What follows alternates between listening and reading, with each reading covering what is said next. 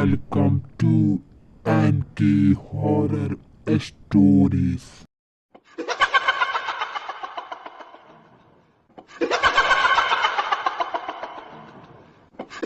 विष्णुगढ़ नाम का एक गांव हुआ करता था।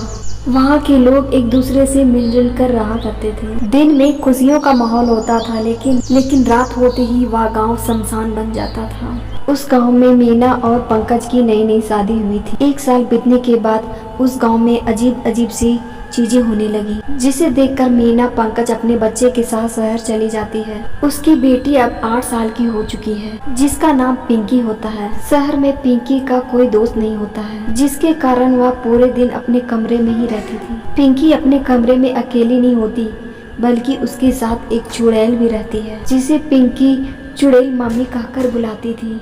एक दिन की बात है, चुड़ैल पिंकी को अपने साथ अपनी दुनिया में ले जाना चाहती है। चुड़ैल पिंकी को अपनी गोद में ले जा रही होती है।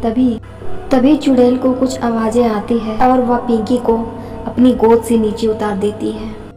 उसके पीछे पीछे चलने लगती है। दरअसल चुड़ैल उसकी दाई माँ होती है, जो उसको पालकर बड़ा करती है, इसलिए पिंकी को अपनी दुनिया में ले जाना चाहती है। पिंकी के जाने की बात सुनकर मीना काफी रोने लगती है। माँ की ममता देखकर चुड़ैल पिंकी को अपने साथ नहीं ले जाती है।